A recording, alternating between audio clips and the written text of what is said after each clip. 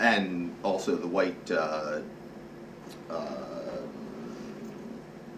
DUI arrest rate is much higher, and carrying alcohol, open alcohol containers, and all that kind of thing. Here's our incarceration rate per 100,000 in Missouri and Kansas.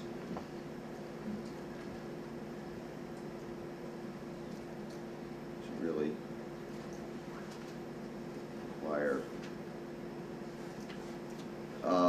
Let me skip that for the moment. Let's go back to look at the subprime crisis. Here is interest rates on subprime loans in Kansas City. Average interest rates on subprime loans,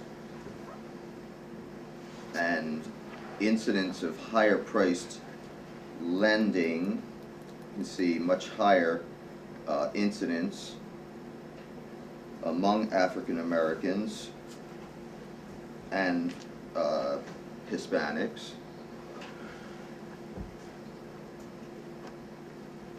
Also in terms of higher priced refinancing. Now this is where I broke down by income level and race, and what we find is that for all income levels, African Americans ended up with these high cost loans at a much higher rate, and the rate was even higher among higher income groups in some cases. Also denial rates on applications, refinance loans. Hold on, let's see, there's our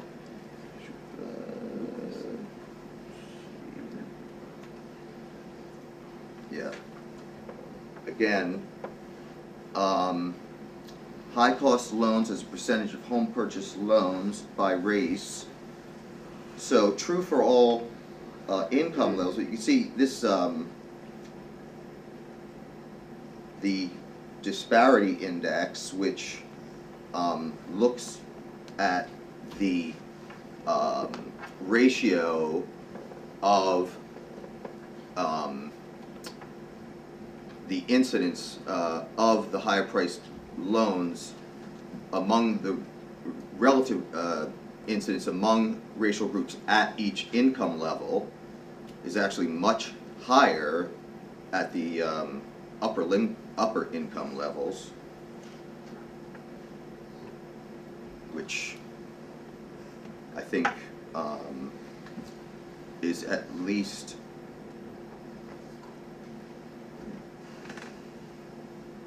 permitting us to ask the question about whether we really can say that racial discrimination is just a proxy for class, or rather that racial discrimination has a relatively autonomous life of its own. This is Rhonda Williams, used to teach here at the New School, my professor. She taught here in the late 1980s, passed away at age 43 in 2001.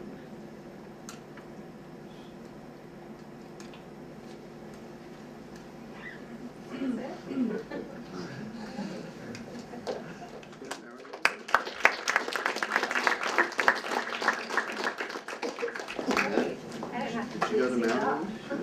Yeah. Well, She got a degree from MIT, but she left the new school to go to Maryland. Yeah. Thank you to all of our presenters. That was great. And actually, a much more diverse set of topics than I anticipated here. We're going to open the floor for questions, and I'm going to take 4 or 5 questions and then have a panel response, and then we'll take another round of questions. Yeah. Okay. Question for Tom. Tom, you began your talk with instability in the U.S. economy. And when you finished, you said something like, at the most, we will get stability. So you give a chance for stability during this administration. I wonder why, though your whole diagnostic has been rather, critical. That's one question. The second question, if you allow me, Catherine, is that to Professor Wolf. If you compare also in your first slides, the Great Depression, high inequality, but then goes down. But in the Great Recession now, you show that inequality actually after has gone up, continue going up. So when are we going to come down? If you want to make the simile with the Great Depression, or what's going on? Great, thank you. Yeah, Alex. Yeah, I've 3 short questions. So the first one is for Tom Pally. You talked about the change of the paradigm, and I would really like to hear what would this change of paradigm should be, because we very often listen for about change, but we don't really see, and we don't really know what people mean when they say change. I would also like to ask our speakers today if they can become more explicit about this mechanism that connected increasing inequality with a crisis. Is it like the simple argument about not enough effective demand, or I don't know what they mean about what's the connection between the increasing inequality and the crisis. And a third question, which came up with the presentation of Aziz. What do you think is the connection of debt and growth? So can governments keep increasing deficit and increasing debt, or is your argument that we have to increase deficit for the next couple of years until we get out of this recession, and then we try to to decrease it? Because there is this whole big discussion right now in Europe, in Greece, about the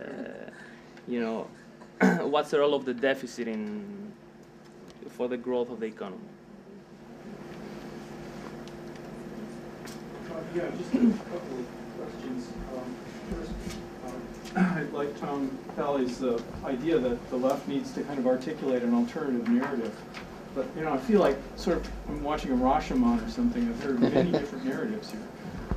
One thing that he that he gave us that I think is really terrific is this idea that workers are in a box, and globalization, declining unionization, declining minimum wages, lack of a commitment to full employment. That seems to me to be the central part of the story about the stagnation of wages and rising inequality. And I don't know what Peter may disagree with this, because he thinks technological change plays a more important role, or perhaps a complementary role. But I think that has to be part of our public kind of narrative, because that can resonate with people. It leads directly to the idea that we need to have policies that are going to restore the middle class and basically recouple real wages and productivity.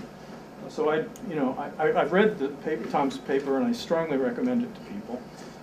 I also like the fact that he brought up manufacturing, because I think that also needs to be part of a public narrative, because we need to basically get manufacturing back so that we can deal with the trade deficit and create middle class or working class jobs. And I'd like to hear more ideas about how we can make that a kind of a concrete